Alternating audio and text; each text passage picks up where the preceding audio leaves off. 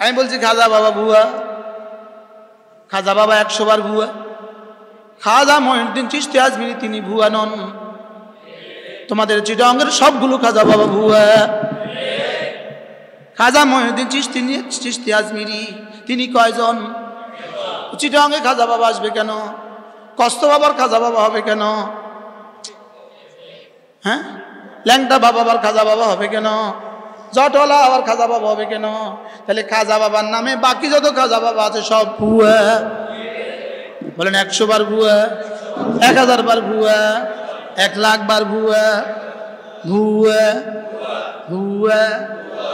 কিন্তু খাজা মঈনুদ্দিন চিশতি আজমিরি তিনি 100 বার আল্লাহর ওলি। তিনি কি ওই ইউটিউবাররা লড়ে চড়ে বসছে? কি আমাদের ইউটিউবাররা এখন লড়ে চড়ে বসছে, বুঝলি? এতক্ষণ যে আওয়াজ করছে এগুলো আসল না, এইটা হলো আসল, বুঝছেন না? এই জন্য যারা যারা শিরিক থেকে বাঁচা। আল্লাহর নবী বলেন শিরিক এতটা এতটা দূর, এতটা শিরিকের এতগুলো স্তর আছে। শিরিক এত খুফিয়া হইতে পারে, পিপিলিকার পায়ের আওয়াজের চেয়েও শিরিক খুফিয়া হইতে পারে।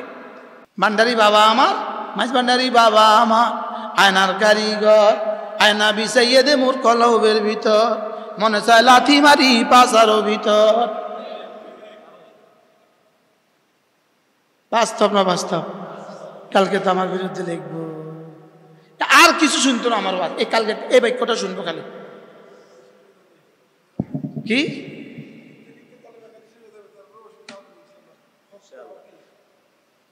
আমি বললাম কি, তারা কইল কি? জনায়ের পেছনে হাজার উদ্দেশ্য আছে, এটা জীবন অন্তর্নিহিত আছে না নাই?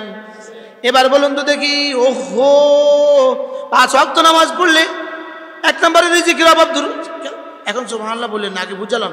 1 নম্বরে রিজিকের অভাব দূর করে দিবে, 2 নম্বরে কবর আযাব মাফ করে দিবে, 3 নম্বরে আমলনামা ডানাতে দিবে, 4 নম্বরে ফুলসরাত বিদ্যুতের মতো পার করে দিবে, 5 নম্বরে জান্নাত দিবে। এবার বলুন তো 2 রাকাত নামাজ উদ্দেশ্য না আসলে 5টা পুরস্কার উদ্দেশ্য?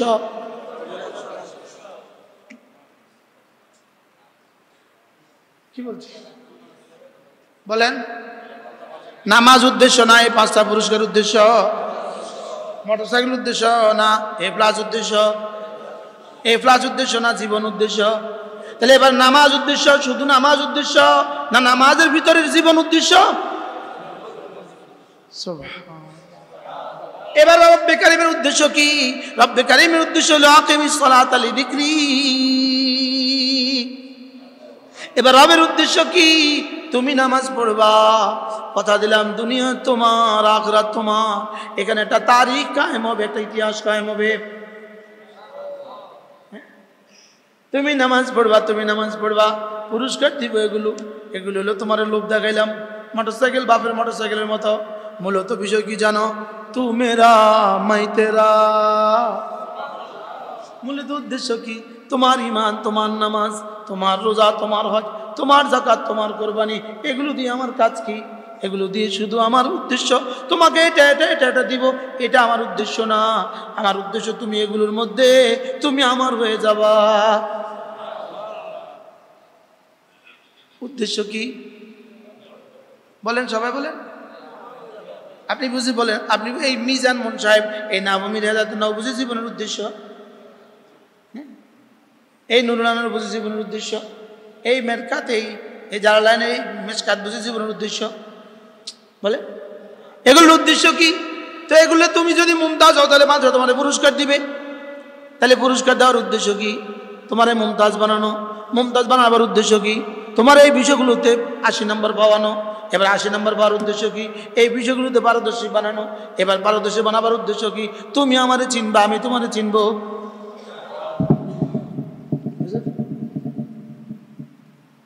বুঝাইতে পারছি? কি বুঝছেন? কোন পুরস্কার উদ্দেশ্য না, কর্মটা উদ্দেশ্য। কর্ম উদ্দেশ্য না, এর ভিতরে একটা ইতিহাস লুকায়িত আছে।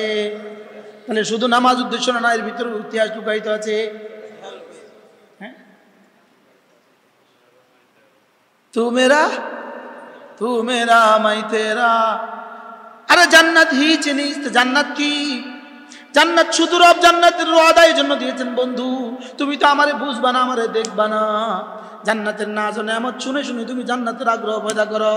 আসলে জান্নাত জান্নাত না, ওটা তো আমি আছি এই জন্য এটা জান্নাত।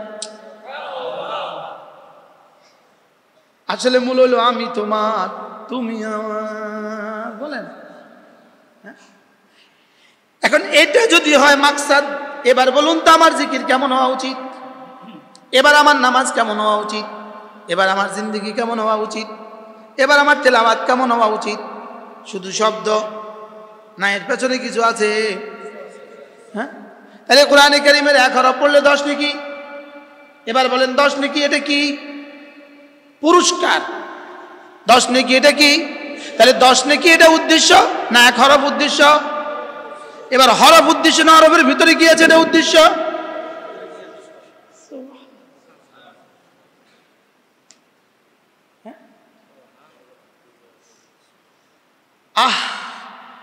যদি এই শব্দ আর দিলে আমার এক হইতো,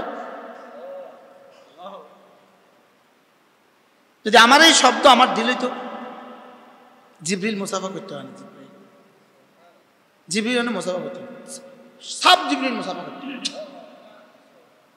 কিন্তু আমরা তো কতগুলো শব্দ হাওড়াই শব্দ। এই জন্য কোনোভাবেই সুবহানাল্লাহ সুবহানাল্লাহ সুবহানাল্লাহ সুবহানাল্লাহ সুবহানাল্লাহ এগুলো জিন্দেগির মাকসাদ না। এগুলোর ভিতরে কি আছে এটা বুঝো, শুদ্ধ করে বলো, সুন্দর করে বলো, ভিতরে কি আছে এগুলো বুঝো, সে মতে জিন্দেগি বানাও। সুবহানাল্লাহ বলো, সে মতে কি বানাও, সে মতে জিন্দেগি বানাও। এটা কোনোভাবেই সুবহানাল্লাহ এই শব্দ কোনোভাবে আল্লাহর মাতলুব না। আল্লাহর মাতলুব মূলত এই শব্দ তুমি জিম্মুকে বলো, আর দিলে আমাকে মহাপবিত্র ঘোষণা দাও, দিলে আমার জাতের ইয়াকিন তুমি বসাও। আলহামদুলিল্লাহ। হায় রে, যদি শব্দটাও ঠিক করতাম তবুও তো একটা কিছু হইতো। এখন শব্দ আছে আমাদের, আমাদের শব্দ আছে, শব্দ। হ্যাঁ, শব্দ কোথায়? শব্দ তো নাই, বলেন না, বাস্তব বা বাস্তব। হ্যাঁ, পটিয়া মাদ্রাসা হযরত নানুপুরি রহমতুল্লাহ আলাইহি ফজরের নামাজের পরে বয়ান করতেন, কেউ শুনে থাকবে না তো। হুজুর রহমতুল্লাহ পটিয়া কোন বয়ান করতেন? শুক্রবারে ফজরের পরে। আচ্ছা, হুজুর রহমতুল্লাহ খুতবাটা কেমন ছিল? জীবনে যতগুলো ওয়াজ শুনছি এক আয়াত, ইয়া আইয়ুহাল্লাযীনা আমানুত্তাকুল্লাহ ওয়া কুনু মা'আস সাদিকিন, এক আয়াত। লেকিন পড়তে দেরি, মানুষগুলো বেহুশ হতে দেরি হইতো না। শুধু শব্দ, শব্দ তো আমিও করছি, শুধু শব্দ, বলে না কি হয়? হ্যাঁ, এদের জিকির কেমন, এদের জিকির কেমন ছিল? হযরত নানুপুরীর কালামে তো এবার জিকির কেমন ছিল? আচ্ছা, হযরত নানুপুরীর কিন্তু আমরা দেখছি। আচ্ছা, এবার পটিয়ার মুফতি সাহেব রহমতুল্লাহর জিকির কেমন ছিল? হযরত নানুপুরী আমাদের পটিয়ার মুফতি সাহেব হুজুর রহমতুল্লাহ আলাইহি এই শব্দ বলতে দেরি হইতো যেন হুজুরেই বেহুশ হয়ে যেত, শুধু এই কথা মনে হলেই সত্য। হযরত পটিয়ার মুফতি সাহেব হুজুর রহমতুল্লাহর কাছে যেদিন হযরত নানুপুরী রহমতুল্লাহ বায়াত হন, এর আগে হযরত নানুপুরী বায়াত হয়েছেন কার কাছে? হযরত মাদানী রহমতুল্লাহর কাছে। কার কাছে? হযরত মাদানী রহমতুল্লাহ হাতে প্রথম বায়াত কে? হযরত নানুপুরী রহমতুল্লাহ আলাইহি। পরে দারুলুম থেকে আসার পরে হযরত পটিয়ার মুফতি সাহেব রহমতুল্লাহ হাতে বায়াত হয়েছে। পটিয়ার মুফতি সাহেব রহমতুল্লাহ হাতে যখন বায়াত হতে বসছে, পটিয়ার মুফতি সাহেব রহমতুল্লাহ জিজ্ঞেস করছেন, আপনি এর আগে কার কাছে বায়াত হয়েছেন? হুজুর রহমতুল্লাহ জবাবে বললেন, আমি হযরত মাদানীর কাছে বায়াত হয়েছি। এই শব্দ শূন্য হযরত পটিয়ার মুফতি রহমতুল্লাহ একটা চিৎকার দিয়ে বের হয়েছে। হযরত নানুপুরীর জবান থেকে শুনছে, একটা চিৎকার দিয়ে বের হয়েছে। শুধু একদূর বুঝছে যে এই বেটা বসছে কার কাছে, সে তার চোখ কাকে দেখছে। সুবহানাল্লাহ বলেন। এই মানুষগুলো কেমন ছিল? এদের দিলে কি পরিমাণ কালেমার হাকিকত ছিল, কি পরিমাণ সূরা ফাতিহার হাকিকত ছিল বলেন? হ্যাঁ, আচ্ছা, ইয়াকা না'বুদু বলেন, অর্থ কি বলেন? আমরা তোমার ইবাদত করি। আমরা কি ছোট দুইজন হলেন, উদাহরণ দিতে পারতেন। আপনি ওনাকে জিজ্ঞেস করেন তুমি কেমন আছো, জিজ্ঞেস তো, আপনি জিজ্ঞেস করেন তুমি কেমন আছো। এবার তুমি বলছে চেহারা কোন দিকে ছিল? আমি এনাকে বলছি তুমি কেমন আছো, কেমনে বলছি? চোখে চোখে। আচ্ছা, আমি এনাকে জিজ্ঞেস করেছি তুমি কেমন আছো, আমরা কি বলবেন? মাথা ভালো মানুষকে এভাবে শিখা। আমি বুঝাতে কি চাচ্ছি, তুমি শব্দটা বলেন, তুমি শব্দটা একজন যখন আরেকজনকে বলে মুসাফাহাতান বলেন, সামনাসামনি মুআজাহাতান, সামনাসামনি মুআয়ানাতান, দেখে দেখে মুশাহাদাতান, সামনাসামনি। এবার বলেন আমি ইয়াকা না'বুদু যখন বলছি তখন আমি কোথায়, আল্লাহ কোথায়?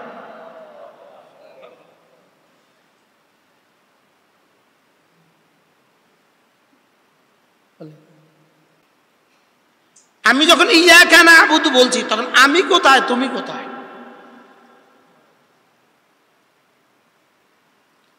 বলেন।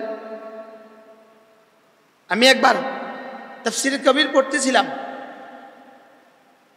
ওয়াতাবাত্তাল ইলাইহি তাবতিলা, এই পরিমাণ আলোচনা পড়তেছিলাম তাফসীর কবির থেকে মক্কা শরীফের দারুল মুতালা, মক্কা শরীফের লাইব্রেরিতে,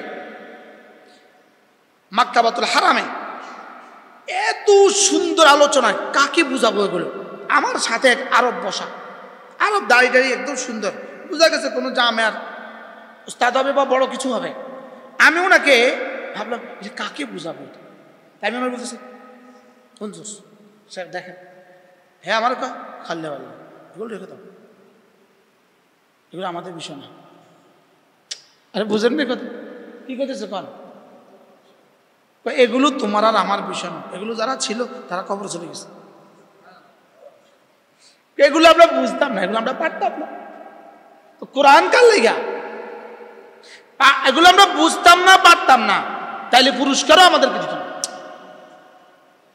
কি এই জন্য আমার নামাজ বলেন, আমার নামাজ, আমার রোজা, আমার যাকাত, আমার হজ যেন রুহের সাথে হয়, রুহের সাথে কি হয়?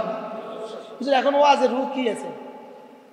ওয়াজের রুহ এখন কি, যে ওয়াজ করে হ্যাঁ রুহ কি অবস্থা বলেন? বুঝাইতে পারতেছি না তো, ওয়াজকারীর রুহ কি অবস্থা? হেতার রুহ নষ্ট, শ্রোতার রুহ নষ্ট। বাস্তব না বাস্তব? হ্যাঁ, এজন্য মেরে দোস্ত জিকির হবে জিকিরের সাথে, বলেন প্রশ্ন, জিকির আবার জিকিরের সাথে কেমনে হয়? তাহসিল হাসিল লাজেম আসে, তাহসিল হাসিল লাজেম আসে, তাহসিল হাসিল বাতিল, মুস্তালজিম বাতিল, খুদ বাতিল, তাহলে জিকির হবে জিকিরের সাথে, এটাও তো বাতিল। জিকির আবার জিকিরের সাথে হয় কেমনি? বলে জবানে জিকির হবে কলিজার জিকিরের সাথে। হ্যাঁ, জবানে যখন জিকির করবে আমার দিলও তখন জিকির করবে, আমার দিলেরটা জবান তর্জমানি করবে। বলেন আমার দিলেরটা জবান কি করবে? আমার দিলেরটা তর্জমানি করবে জবান, আমার দিলেরটা প্রকাশ করবে আমার জবানে, আমার দিলেরটা প্রকাশ করবে কে? আমার জবানে। এখন আমাদের দিলের নাই কিছু, জবানে আছে কিছু কিছু, তাও আবার অশুদ্ধ। কি আসলে দিল থেকে জবানে আসে না, জবান থেকে দিলে যায়? বলেন সবাই বলেন, দিল থেকে জবানে আসে না, জবান থেকে দিলে যায়? আমাদের এখন কোথায় আছে? হ্যাঁ, জবানে, তাও আবার শুদ্ধ না অশুদ্ধ? হ্যাঁ, শুধু সুবহানাল্লাহ শব্দটা আজকের পৃথিবীর, আজকের বাংলাদেশের কত পার্সেন্ট মুসলমান শুদ্ধ? বাস্তব না বাস্তব? আলেম ওলামা বাদ দিলে কত পার্সেন্টের শুদ্ধ? তো যেই মানুষটার জীবনে এই শব্দটা শুদ্ধ নাই, সে কি নিয়ে রওনা দিচ্ছে হাসরের ময়দানে? বলেন, সে হাসরের ময়দানে কি নিয়ে যাচ্ছে? তার ব্যাগে কি ঢুকেছে সে? তার তো এই শব্দ শুদ্ধ নাই। আর যার শুদ্ধ আছে তার দিল নেই। এবার বাস্তব না বাস্তব? ওয়ামা ইনদাল্লাহি খায়রুন ওয়া আবকা। এজন্য দামি থেকে দামি বানানো, দামি থেকে দামি বানানো। আমি নাম্বার পাইতাম 10, এটাকে বানাবো 100। আমি পাইতাম 100, এটাকে বানাবো 1000।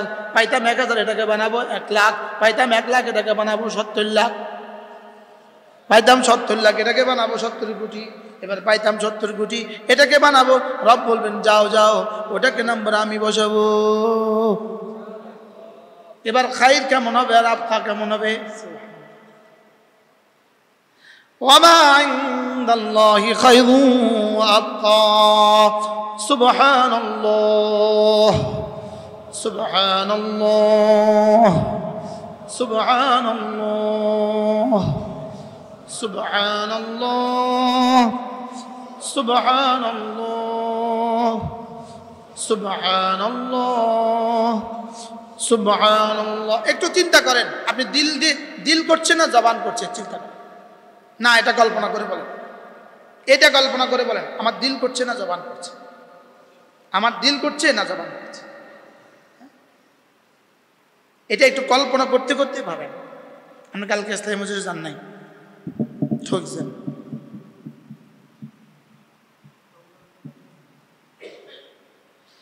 আমার ইসলামী মসজিদে হাজার হাজার মানুষ যায়, উনি যে যায় না এটা আমি কেমনি বুঝছি? এটাই না, আলহামদুলিল্লাহ।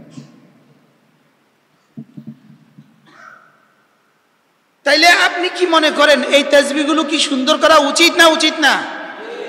হ্যাঁ, সুন্দর করা উচিত। শুধু জবানে সুন্দর না, দিলে সুন্দর। আল্লাযী খালাকাল মাউতা ওয়াল হায়াতা লিয়াবলুয়াকুম আইয়ুকুম আহসানু আমালা।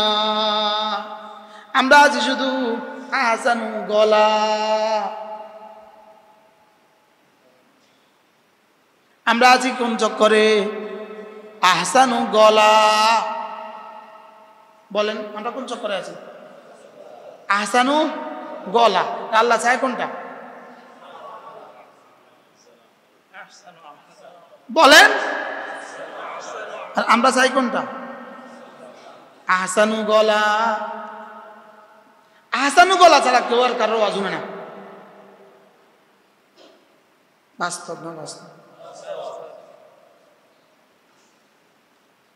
অথচ আহসানু গলা আল্লাহর কাছে কোনো দাম নাই। আল্লাহর কাছে দাম কিসের? এবার আহসান আমাল কেমনে হয়? আহসান আমল দুটা দিয়ে হয়। 1 নম্বরে জবান দিয়ে, 2 নম্বরে দিল দিয়ে। সুবহানাল্লাহ। 1 নম্বরে বাইরেরটা দিয়ে, 2 নম্বরে দিল দিয়ে। বাহিরেরটা দিয়ে সহি হয়, দিল দিয়ে কবুল হয়, দুটো দিয়ে আহসান হয়।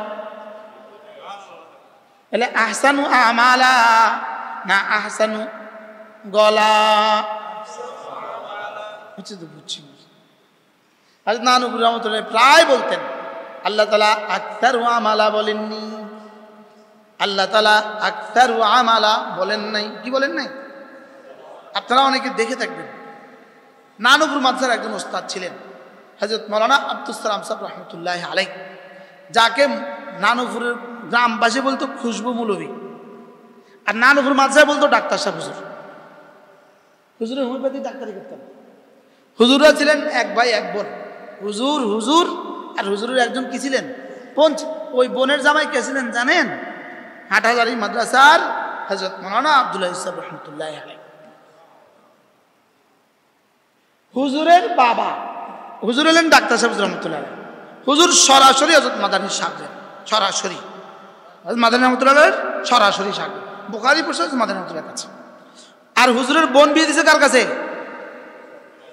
হযরত মাওলানা শেখুল হাদিস, বাংলাদেশের কত শাইখুল হাদিসের উস্তাদ হযরত মাওলানা আব্দুল রাজ্জাক রাহমাতুল্লাহ আলাইহি। আচ্ছা, আজকের বাংলাদেশের সবগুলো শাইখুল হাদিসকে একসাথে দিলে হুজুরের সমান হবে না? আপনার মনে পড়ছে? হ্যাঁ, শাইখুল হাদিসের বাদশা, শাইখুল হাদিস তার বাদশা। হুজুরের এক ভাই এক বোন, ভাই কেমন বোন কেমন।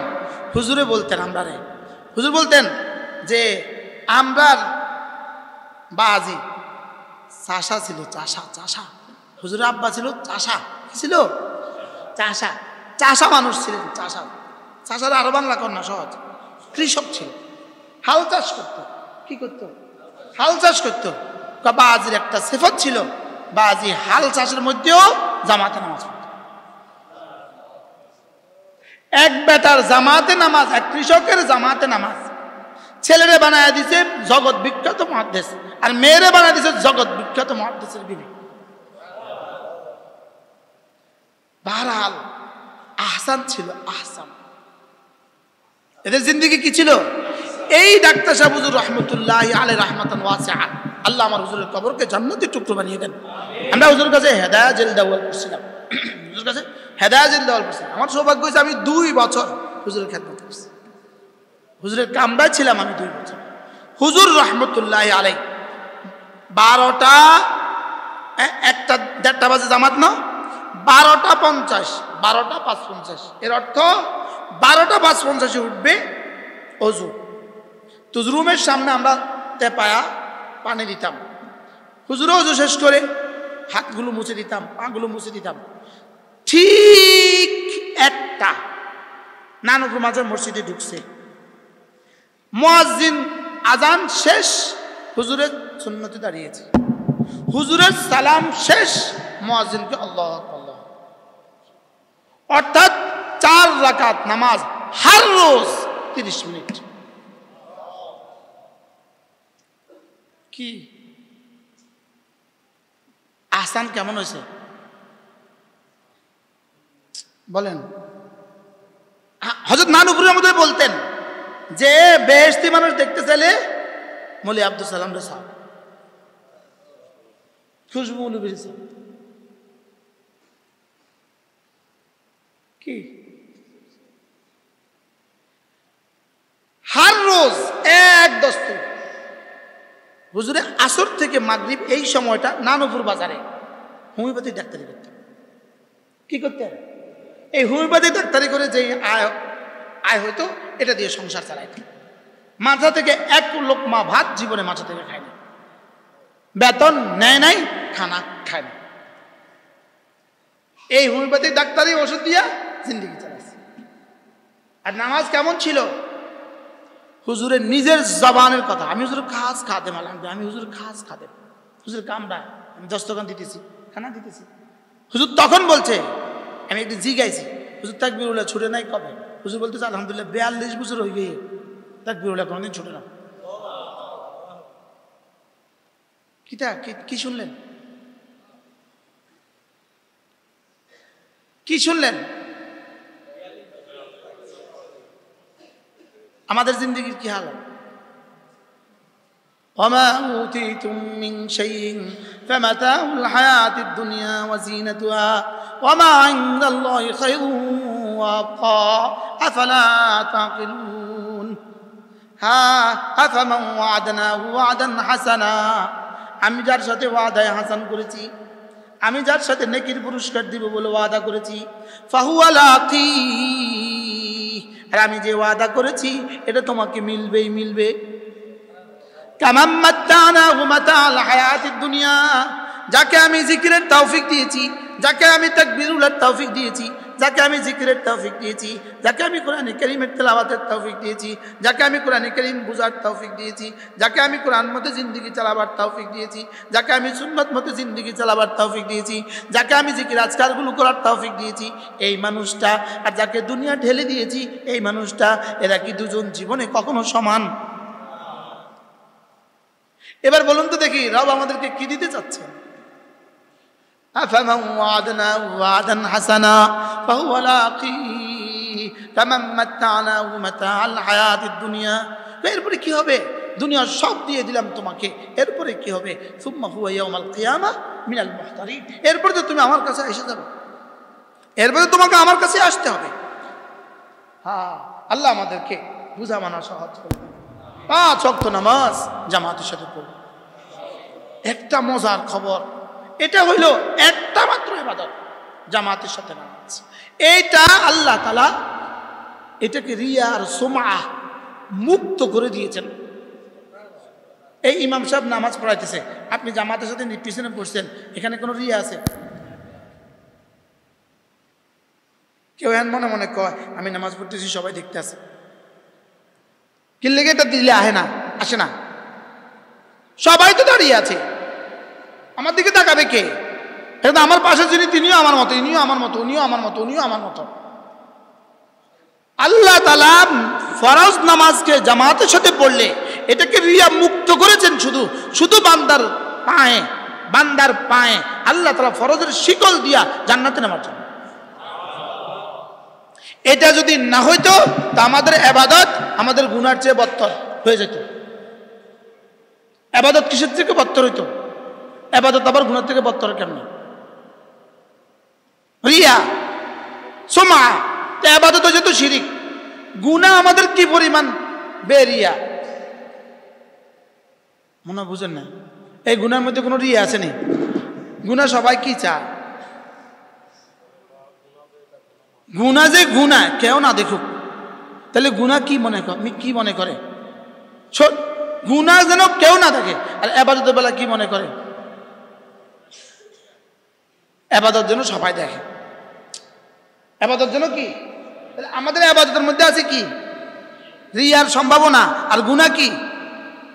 গুনাহ তো নাই, এক জাররাও গুনার মধ্যে রিয়া নাই। তো ইবাদতের মধ্যে যদি রিয়া হয়, এটা হয়ে গেছে কি? মাআযাল্লাহ শিরিক। আর গুনাহ কি? শুধু গুনাহ। এবার কোনটা ভালো কোনটা খারাপ? হ্যাঁ, এখন যদি আমাদের জিন্দেগি প্রতিটা ইবাদত যদি এভাবে হইতো, তো আমরা কেমনে জান্নাতে যেতাম? এই জন্য আল্লাহ বড় মেহেরবানি করে ফরজ নামাজকে রিয়া মুক্ত করে দিয়েছে। আর কি? ফরজ রোজাকে রিয়া মুক্ত করে দিয়েছে। এই ফরজ রোজা রাখলে কেউ দুপুরে কয়নি, হ্যাঁ বেটা আমি রোজা রাখছি, আমি রোজা রাখছি। নফলের মধ্যে কয়,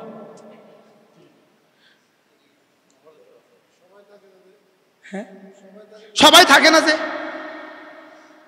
লেকিন ফরজ রোজা দেখছেন আল্লাহ কিভাবে এটাকে কন্ট্রোল করে দিয়ে, এটাকে রিয়া মুক্ত করে দিয়ে, এটার চেইন দিয়া বাইন্দা, আমার ফরজ করে চেইন দিয়া বাইন্দা টাইনা টাইনা জান্নাতে নিয়ে এসেছে। এই জন্য আল্লাহ তারা আমাদের দিলগুলোকে সুন্দর করে দেন, আমাদের দিল সুন্দর। বলেন দিল দিল দিল।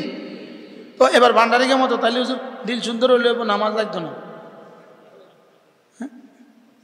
কি দিল সুন্দর হয়েছে নামাজ হয় নাই?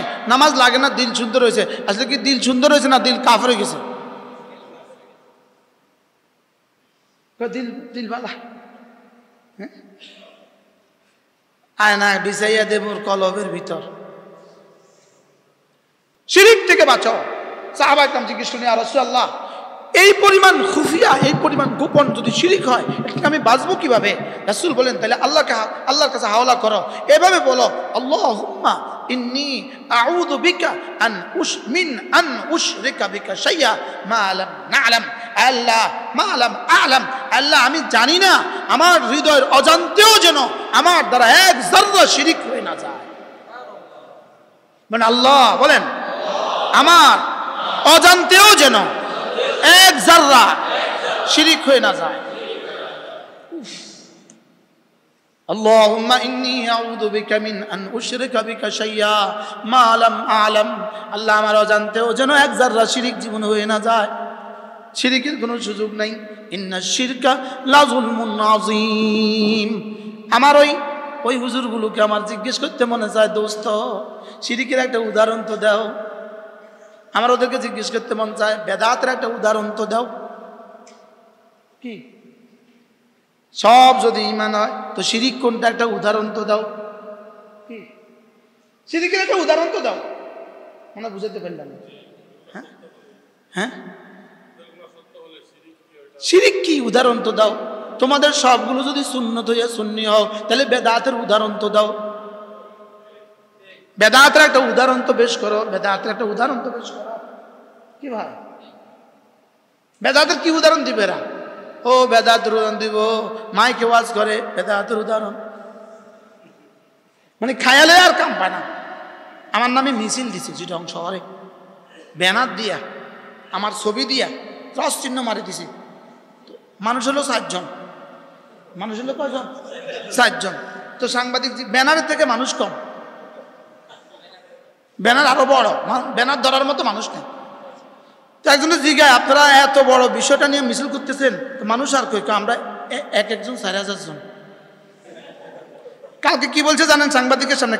গতকালকে 26 তারিখ বলতেছে আমাদের হাজার হাজার বাস, শত শত মানুষ অপেক্ষা করছে, আসতে দেয় না।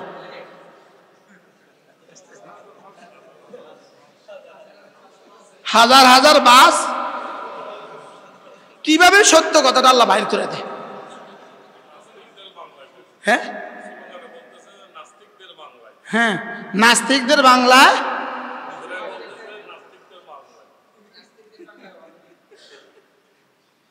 নাস্তিকদের বাংলায় ওয়াহাবিদের ঠাঁই নাই। ফিলিস্তিনের দালালেরা স্লোগান দিছে। আচ্ছা, কি পরিমাণ বাটফার আপনি বলেন? কি হয়? আমি মধুনাঘাট একে টাওয়ারে একটা হেফসখানার সবক দিতে বসছি। আমি এই চেয়ারে, পটিয়া মাদ্রাসার আমাদের প্রিয় ওস্তাদ হাজী ইউনুস সাহেব রহমতুল্লাহ একজন সাহেবজাদা আছে না? হ্যাঁ, জাহিদুল্লাহ সাহেব হুজুর ছিলেন এই পাশে, আর আলহাজ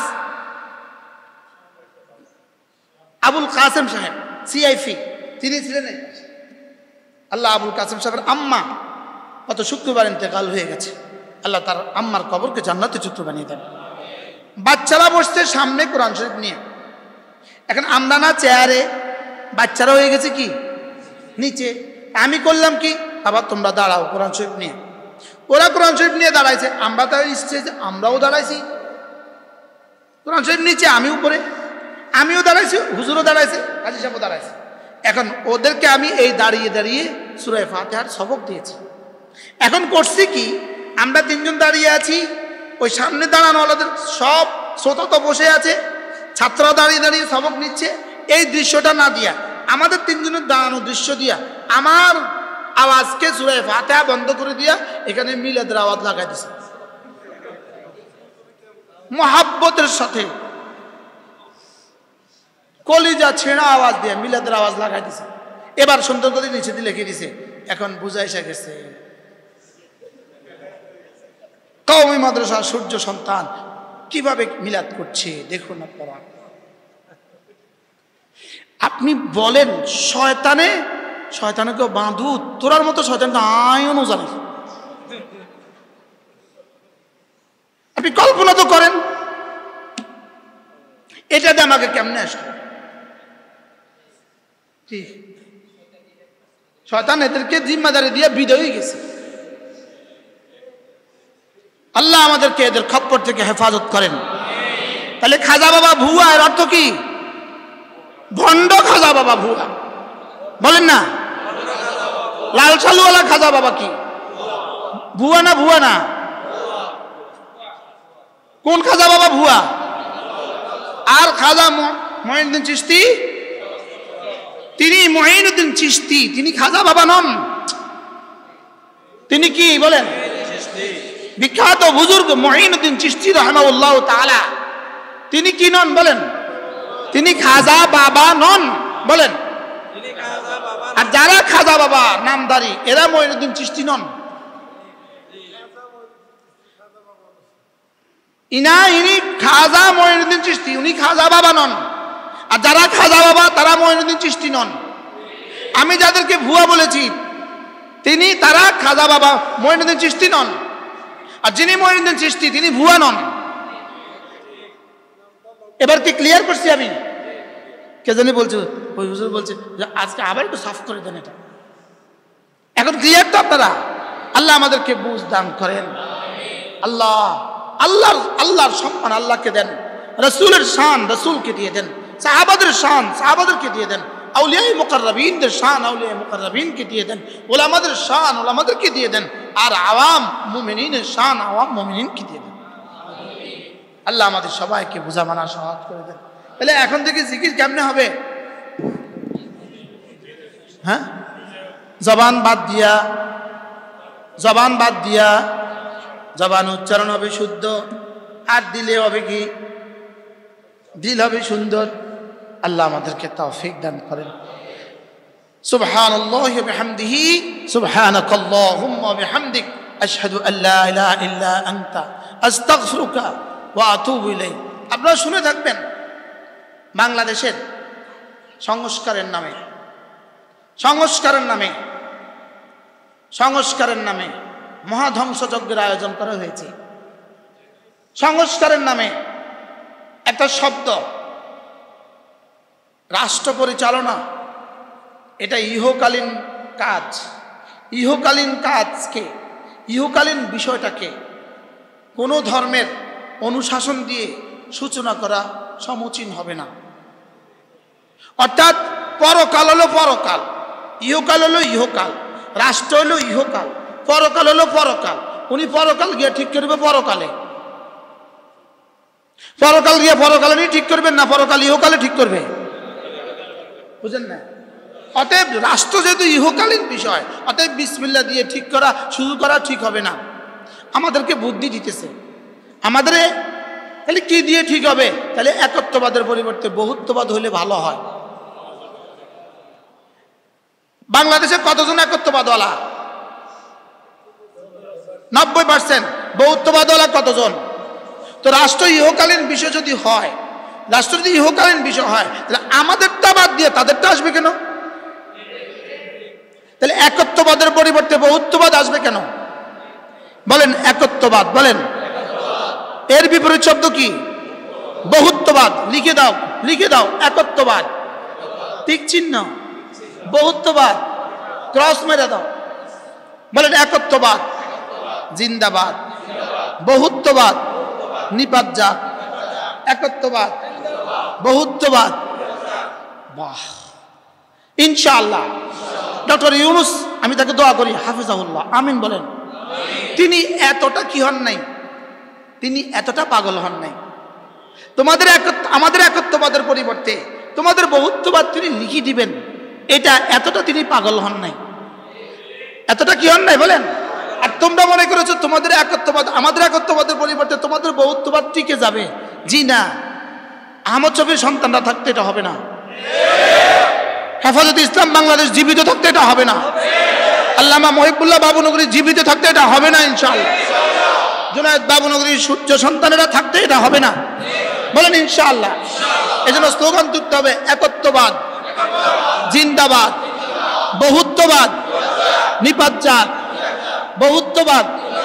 এবার দেখেন, নারী সংস্কারের নামে প্রথম উপদেশ, প্রথম সংস্কার, উত্তরাধিকার আইনে মুসলিম ও হিন্দু ধর্মের আইনকে সংশোধন করতে হবে। মানে ধর্মকে সংশোধন করতে হবে।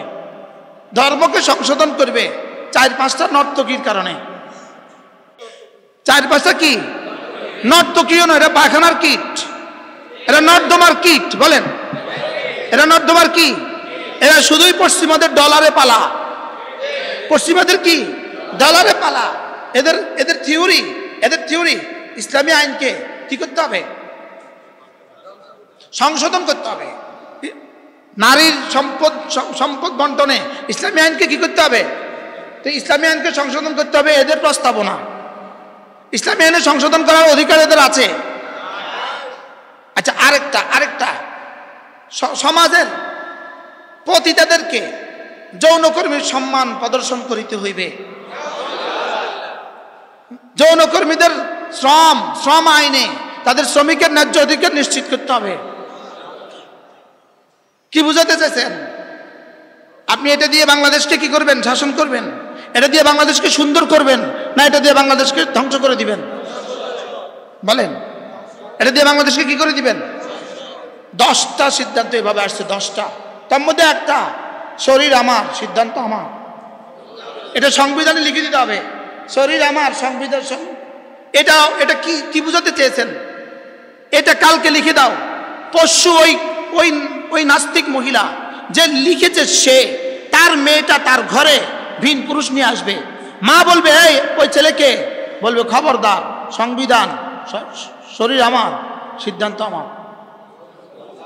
এবার বলুন এদেশের পারিবারিক প্রথা কি হবে?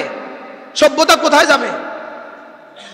তাহলে এটা কি শুধু ইসলামকে ধ্বংস না, দেশকেও ধ্বংস করা? কি দত্তক বাচ্চা যদি কেউ নিয়ে আসে, কেউ যদি বাচ্চা পালার জন্য নিয়ে আসে, তাকে উত্তরাধিকার আইনে সম্পদ বন্টন করতে হবে। কি হয়? শুধু কোরআন বিরোধী না, মানবতা বিরোধী, এটা মনুষ্যত্ব বিরোধী। আর আমার শরীর আমার সিদ্ধান্ত, এটা কুত্তা শুয়োর এই নীতিতে বিশ্বাস করে না। কি বলছি বলেন? কুত্তা শুয়োর এই নীতিতে কি করে না? এই নীতিতে কুত্তা শুয়োরও বিশ্বাস করে না। এই জন্য এই নারী নীতিমালার বিরুদ্ধে আমরা জীবনের শেষ রক্তবিন্দু দিয়ে এগুলোকে বাস্তবায়িত হতে দিব না। বলেন ইনশাআল্লাহ। এই জন্য হেফাজতে ইসলাম বাংলাদেশ আগামী 3 তারিখ সরওয়ার্দী উদ্যানে মহাসম্মেলন আয়োজন করছে। দল মত নির্বিশেষে সকলেই যাবেন।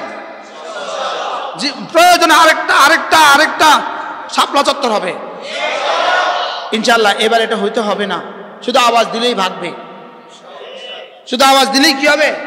ভাগবে ইনশাআল্লাহ। কত তারিখ? এই জন্য 3 মে রোজ শনিবার 2025 শাপলা চত্বরে বহুত্ববাদ এই আইনের বিরুদ্ধে, নারীবাদী এই সংস্কারের বিরুদ্ধে সারা বাংলাদেশের মানুষ গর্জে উঠবে ইনশাআল্লাহ। আল্লাহ আমাদেরকেও শরীক হওয়ার তৌফিক দান করেন। আল্লাহ এই মজলিসটাকে কিয়ামত পর্যন্ত দায়মার কায়েম রাখেন। মনে করছে এদের থিওরিগুলো হলো কচু পাতার পানি। এদের থিওরি কি বলেন? এই কচু পাতার পানি দৌড়াইতে হইলে পিটাইতে হয়, শুধু কিনতে হয়।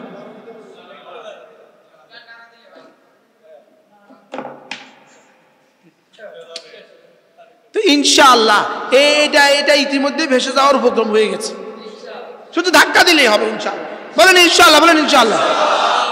ওয়া কালিমাতু খাবীতাতিন কাশাজারাতিন খাবীতাতিন উজতুসাত মিন ফাওকিল আরদ মা লাহা মিন করার। কালেমায়ে তয়্যিবার বিপরীত যত শব্দ আছে, ইসলাম আর মুসলমানদের বিপরীত যত থিওরি আছে, সবগুলো হলো পরগাছার মতো। পরগাছা টান দিতে দেরি হয়, পড়ে যেতে দেরি হয় না। তোমাদের এই থিওরিগুলো সব পরগাছা। এটা পশ্চিমাদের ডলারে লিখেছ। কি পশ্চিমাদের ডলার লিখছে? র আর মোসাদ একসাথে হয়ে লিখছে। ওদের ইঙ্গিতে লিখছো, ওদের টাকায় লিখছো। ইনশাআল্লাহ পরগাছার মতো, ধাক্কা দিতে দেরি হবে, পড়ে যেতে দেরি হবে না। বলেন না ইনশাআল্লাহ। হেফাজত ইসলাম বাংলাদেশ আছে না নাই? কোন কাজের লেগে আছে? এই কাজের লেগে। মেম্বার আমরা হইতাম না, চেয়ারম্যান আমরা হইতাম না, এমপি ইলেকশন আমরা করতাম না, লেকিন ইসলাম আর মুসলমানদের বিরুদ্ধে একটা শব্দ লিখতে দিতাম না। বলেন না ইনশাআল্লাহ। মনে পড়ে না সেদিনের কথা? হযরত জুনায়েদ বাবুনি রাহমাতুল্লাহ কি বলছিলেন? এক চুল, উফ, সেই সিংহ কি বলছিল? এক চুল পরিমাণ ছাড় দেওয়া হবে না। বলছে না? বলছে না? বলেন, আবার বলেন, এক চুল পরিমাণ ছাড় দেওয়া হবে না। আমি পাশে বসা ছিলাম। উফ, যেন এক সিংহ, যেন এক কি, আর কিভাবে বলছেন? এক চুল ছাড় দেওয়া হবে না ইনশাআল্লাহ। বলেন ইনশাআল্লাহ। আল্লাহ আমাদের সকলকে আগামী 3 তারিখের জন্য দোয়া সাধ্যমতো চেষ্টা করার তৌফিক দান করেন। আর এই বিতর্কিত নারীবাদী এই নীতিগুলো কোরআন ও হাদিসের সাথে সাংঘর্ষিক, রাষ্ট্রের সাথে সাংঘর্ষিক, রাষ্ট্রকে ধ্বংস করার ষড়যন্ত্র। মূলত এগুলো কেন লিখছে? এগুলো এই জন্য করছি ভিতরে ভিতরে, এই মুহূর্তে একটা ধাক্কা দিলে যদি ডক্টর ইউনূস পড়ে যায় তো তারা আবার আসবে, এই জন্য এগুলো লেখাইছে। ওরা বুঝে এগুলো লেখলে কি হবে। এই জন্য আমরা ডক্টর ইউনূস সাহেবকে বলবো, ইনশাআল্লাহ আপনি এত অবুঝ নন। আপনি কাতার এক প্রোগ্রামে কিছু যুবক ডক্টর ইউনূস সাহেবকে একটা আজীব কথা বলেছে, স্যার আমাদেরকে মাঝপথে রেখে চলে যাবেন না, আমাদেরকে মাঝপথে রেখে কি, আমাদেরকে মাঝপথে রেখে চলে যাবেন না। এটা যেমন ঠিক, ধর্ম আর ইসলামের বিরুদ্ধে কিছু করেও যাবেন না, এটাও ঠিক। আমরা আপনাদের কাছে আশা করি মাঝপথে যাবেন না, এটাও আশা করি আমরা, লেকিন ধর্ম ইসলাম আর মুসলমানদের বিরুদ্ধে কিছু করবেন না, এটাও আমরা আশা করি। এটাও আমরা কি করি বলেন? এই জন্য মাঝপথে রেখে চলে যাবেন না, এটা যেমন দাবি, আমাদের প্রাণের দাবি, আমাদের প্রাণের আরেকটাও দাবি, দেশ জাতি ঈমান ইসলামের বিরুদ্ধে কিছু করবেন না, এটাও আপনার কাছে আমাদের দাবি। কি হয় বলেন? দেশ জাতি ঈমান ইসলাম এর বিরুদ্ধে আপনি কিছু করবেন না, এটাও আমাদের আপনার কাছে প্রাণের দাবি। সুবহানাল্লাহি ওয়া বিহামদিহি, সুবহানাকাল্লাহুম্মা বিহামদিক, আশহাদু আল্লা ইলাহা ইল্লা আনতা, আস্তাগফিরুকা ওয়া আতুবু ইলাইক। IUB media